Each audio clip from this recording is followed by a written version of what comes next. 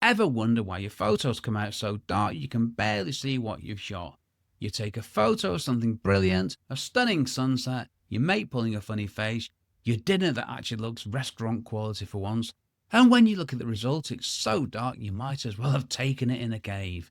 I'm Rick McAvoy, and in this episode of the Photography Explained podcast, I'm going to explain exactly why this happens and give you 7 practical tips to fix it once and for all. Whether you're using a camera or your phone, these tips will hopefully transform your photography. How utterly splendid. Tip 1. Bright backgrounds. The number one reason photos come out dark is that your camera is being fooled by bright backgrounds. Here's what happens. If you're photographing a person standing in front of a bright window or your dog with lots of sky behind them, your camera sees all that brightness and thinks, blimey, this is bright, better not let too much light in. Result? Your subject ends up as a dark silhouette. The fix: on your phone, tap on your subject before you take the photo. On your camera, use exposure compensation, a button or a dial on the back of your camera or somewhere that's got a plus and minus sign. Add +1 or +2 to tell your camera to let more light in. Simple as that. Job done. Fixed. Tip 2. Shooting into light. Taking photos with the sun behind your subject. Backlighting. It's brilliant when you know how to handle it, but it's a nightmare if you don't. The sun floods into your camera panics, and everything goes dark. The easiest solution: just don't shoot into the light. Turn around. Put the sun behind you instead. But if you want that sunset behind your subject, you need to add light to their front. Use that tap to expose trip on your phone, or crank up the exposure compensation on your camera. I don't use flash myself, so simply moving works fine for me most of the time. Tip 3. Camera settings. If you're using a camera, 3 settings control the exposure. 2 of them control how much light gets through to the camera sensor, and the other one controls the brightness of every photo. Shutter speed is the amount of time the shutters open, exposing the camera sensor to light, not surprisingly. The longer the shutter speed, the more light gets in. Aperture is the size of the opening in the lens. A large aperture, small number, unhelpfully, lets more light in than a small aperture, large number. An ISO controls the brightness of a photo. Changing the ISO does not change the sensitivity of the camera sensor, one for another time. So, shutter speed too fast, you're not letting light in for long enough. Choose a slower shutter speed. Aperture too small? Small apertures like f/16 don't let much light in. Choose a larger aperture.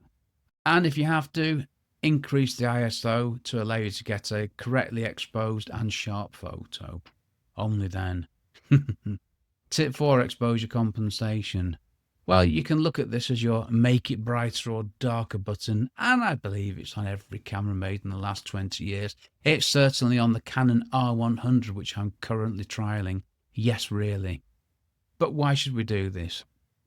Well, your camera's trying to expose everything to middle grey, but not every scene should be middle grey. Snow should be white, a black cat should be black.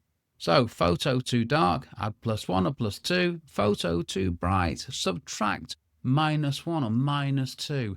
Take a test shot, look at it, adjust, shoot again. This is what professional photographers do. So get comfortable with the exposure compensation, button, dial, mechanism, whatever it might be. Tip 5. You need light. Here's the truth. You cannot take bright, beautiful photos in dark conditions unless you add light. If you're indoors with one dim ceiling light, your photos will be dark. There are limits to what your camera can do. This is why professional photographers use flash and studio lights. For you at home, turn on more lights, move closer to a window, or go outside. Light is everything in photography. If it's not there, you need to create it, or move to where it is. Or accept you've got a dark photo, of course. Let's not forget that. Tip 6. Histogram. Your camera has a histogram. It's that little graph that most people ignore. Don't ignore it, it's brilliant. The histogram shows you the distribution of tones in your image. Left side represents dark tones, right side represents bright tones. If it's all bunched up on the left with nothing on the right, your photo will be too dark. The histogram doesn't lie, it's dealing in fact. Your camera screen can be deceiving. And with most cameras, you can turn on a live histogram that shows you the histogram before you take a photo. So you can make all the adjustments before you take a photo. Which means, guess what, dear viewers? You only take a correctly exposed photo. What is not to love? Tip 7. Tripod. Yes, I chucked this one in at the last minute. Use a tripod. This is a quick fix. A tripod enables slow shutter speeds at reasonable apertures and ISOs. You won't make a dark space light, but you will capture what's there with correct exposure, sharp image and minimal digital bad stuff. And thinking about this, I don't want to make a dark space light anyway. I want to capture the dark space, not make it what it is not.